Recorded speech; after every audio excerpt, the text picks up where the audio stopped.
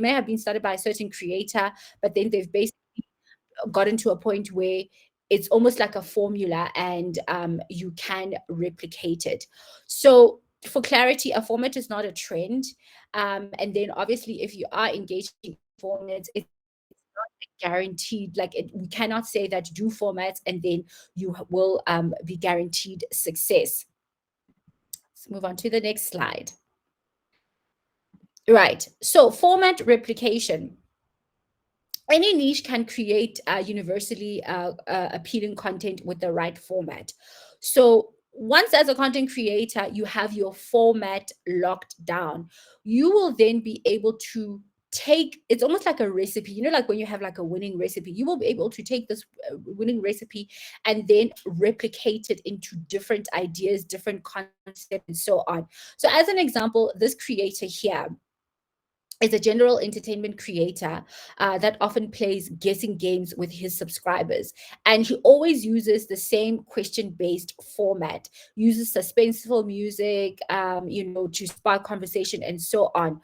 So this is basically this creator's format. And then he takes it and he replicates it to make sure that he can keep his content evolving. Right. So when we talk about hacks, right? Hacks, we all know, are videos that demonstrate a solution to a viewer. So, I mean, how many times have you gone on social media to go and try and understand how to do a certain something? So let's say, for instance, you have like a skin condition, and then you go and you look for skin hacks for whatever the condition is. So why it works is that knowledge drives engagement from the audience, right? So it always makes them feel like they're deriving value and entertainment from your content. And this is, like, I think, one of the easiest way to actually build like an audience base, because when they come to your content, they know that they're actually going to be getting something out of it. Whereas entertainment, I feel like it's quite on a gray line, where you don't, like, you may feel like you're entertaining, but you're not sure. But when you're sharing knowledge, you definitely know that you are giving somebody value. So this creator that we have here, Vivacious Honey, uses her style hacks to appeal to fashion-forward viewers worldwide. And we know that if you are somebody that is into fashion and beauty and so on, that's just the best way to go. Next up, what I have for you is hacks in action, right? So these are fashion, beauty, food, brands, and learning. So as an example here, we have a doctor by the name of the foot doctor Dana. So she basically shares medical facts about, people who have funny medical issues with regarding to their feet and so on. And as much as her videos are fun, but they also leave the audience with tangible takeaways.